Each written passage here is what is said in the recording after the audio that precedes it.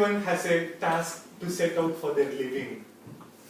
Some work on their project Ds, while majority of us work for other dreams.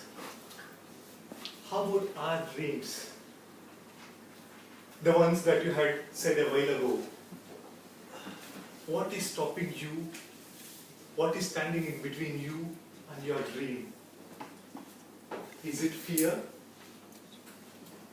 Is it lack of knowledge? Or is it time, money? Anything. Division director, president, fellow Toastmasters. We all face challenges which looks like giants, which are unmountable. We surrender our dreams to one of these challenges, and then our dreams evaporate like a mist in the night. A story has to be told about an young boy who loved dancing like Chenna. At the age of 10, he signed up for a dancing class. During his first class, his dreams were shattered.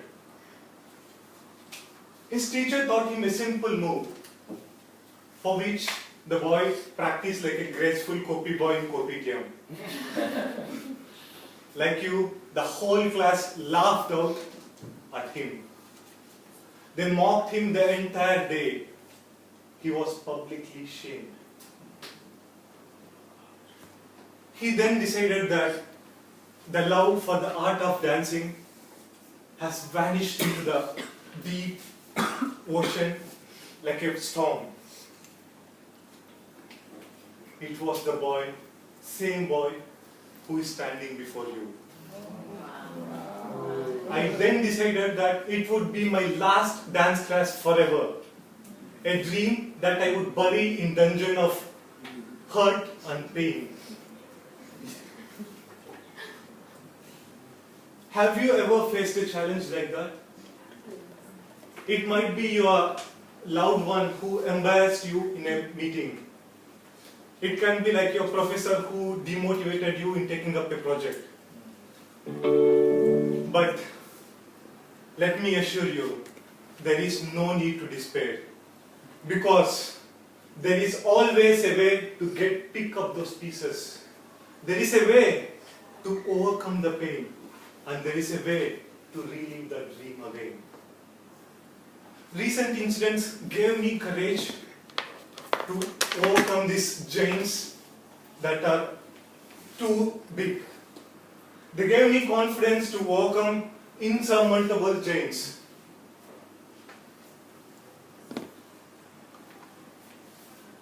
Recently, when I got a call from, when I just finished my work and retired for the day, my phone was ringing incessantly.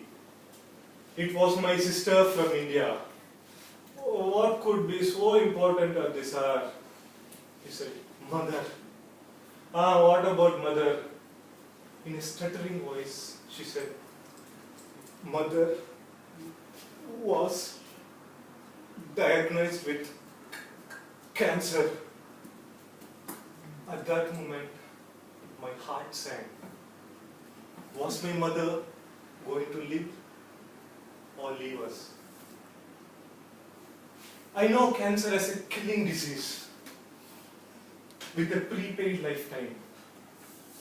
None of our family members had cancer. All we know is we don't know anything about that.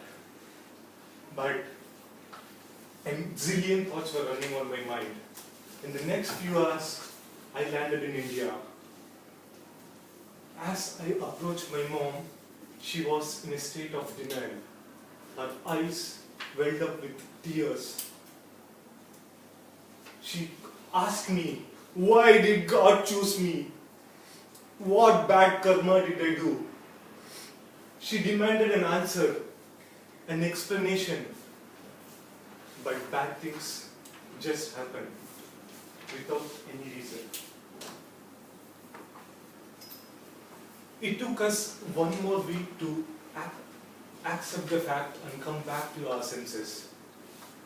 She was diagnosed with stage 2A of cervical cancer. Doctors suggested that we undergo the treatment of chemotherapy and radiation immediately. As the treatment wore on, the pain, the agony, and the discomfort has started ruling. As the days progress, it has become tougher and tougher. Our immune system weakened so bad that even if she lifted a spoon, her bones would break. At some point of time, she felt at halfway to the treatment, she felt that it is easy to leave this world than continue to live.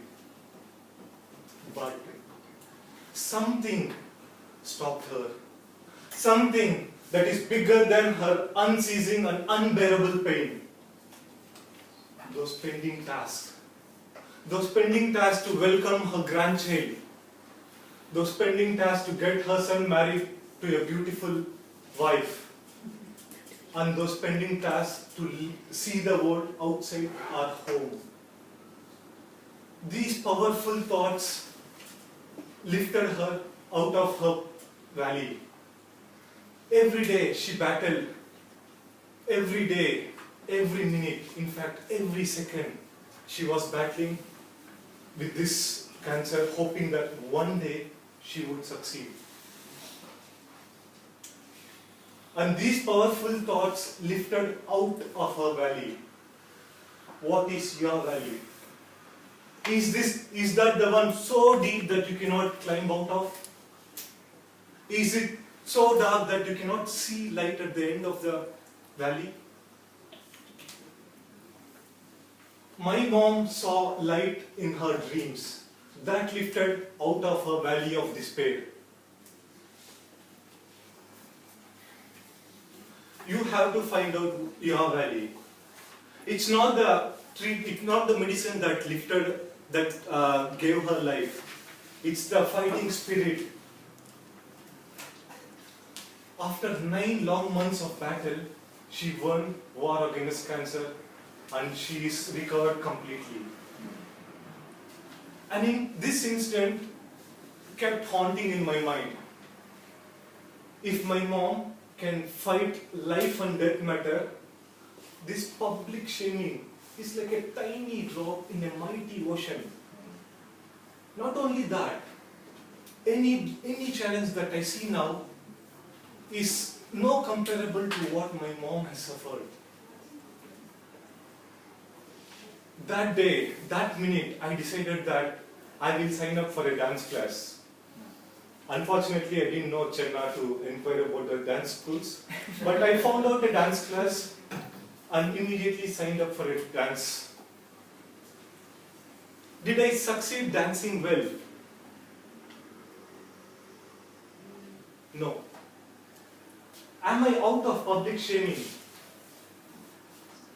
Certainly not. But what changed? I realized that if I cannot fight this battle, I can never succeed. There is no battle that I can win if I don't fight. Fellow members, you have to find out a reason, or you have to find out a dream or a vision that is beyond yourself. A dream that would give you sleepless nights. A dream that would bring you out of your valley. Remember this, if you can't dance, you can't become a great dancer. In the same way, if you don't come out here and speak, you can never overcome your fear of public speaking. And if you don't take the first step to slay the dragon which is standing between you and your dream, you can never fulfill your dream. If it is to you, if it is up to me, it is to me. If it is to be, it is up to me. In the same way, if it is to you, it is up to you. Back to you.